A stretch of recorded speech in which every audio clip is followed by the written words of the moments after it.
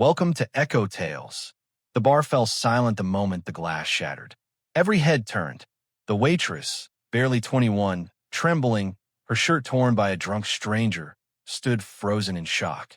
And then, before anyone could even blink, a chair screeched across the floor. A tall man covered in tattoos, leather jacket marked with Hell's Angels, rose slowly from the corner booth. He cracked his knuckles, looked at the man who just hurt the girl, and said in a low, deadly voice, "You picked the wrong bar tonight, son, and the wrong girl." The clock above the counter blinked past midnight, its red digits casting faint light across the bar. Lucy had been working double shifts for weeks, saving every penny for her younger brother's college tuition. She was the kind of girl who smiled through exhaustion, who always said it's fine, even when life wasn't.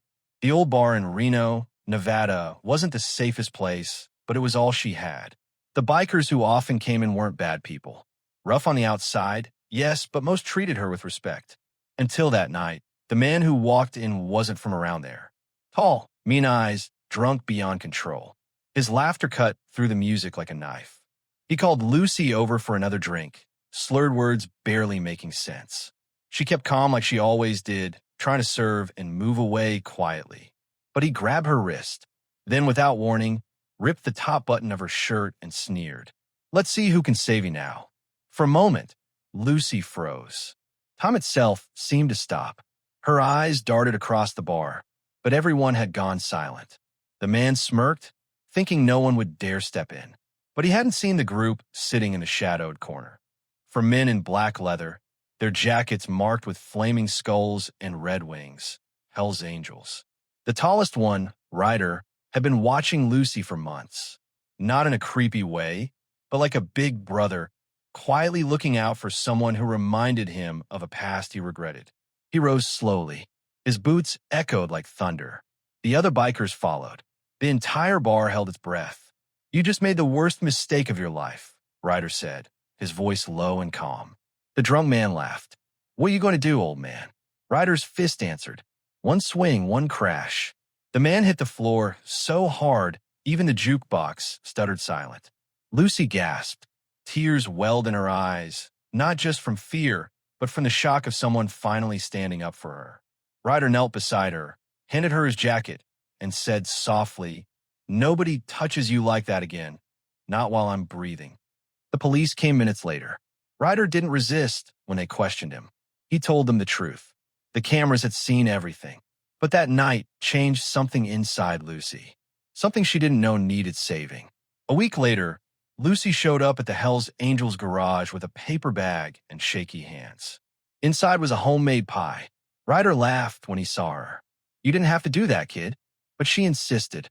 "I wanted to thank you, not just for what you did, but for reminding me I'm not invisible." The men shared a quiet smile. For them, the world had judged them as monsters, criminals with tattoos, outlaws with no hearts. But that night, they were protectors, guardians of a girl who needed strength when hers had run out. Over time, Lucy became family to the club.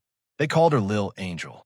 She brought light into a dark place, organizing charity drives, feeding homeless veterans, helping the bikers find purpose beyond their old chaos.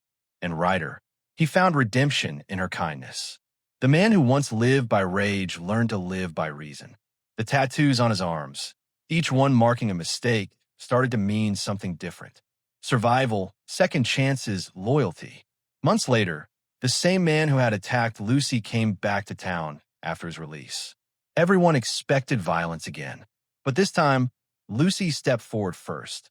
"Calm, brave, steady. You don't scare me anymore," she said. "Because real men protect. And real strength forgives." The man couldn't meet her eyes. He just turned and walked away. Ryder stood behind her, proud but silent. He didn't need to speak. He knew she had already won the hardest fight, the one inside herself.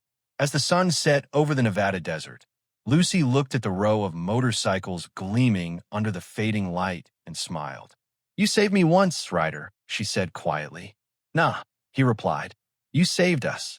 Sometimes heroes wear leather and scars instead of capes. Sometimes the people society fears the most are the ones who still believe in doing what's right. And sometimes the moment someone tries to break you is the same moment you finally discover your strength. This was Lucy's Echo Tale. If you believe in finding light in dark places, please like this video and tell us in the comments, what real-life story of an unexpected hero do you admire the most? Share your stories below and subscribe to Echo Tales for more narratives of unexpected loyalty and inner strength.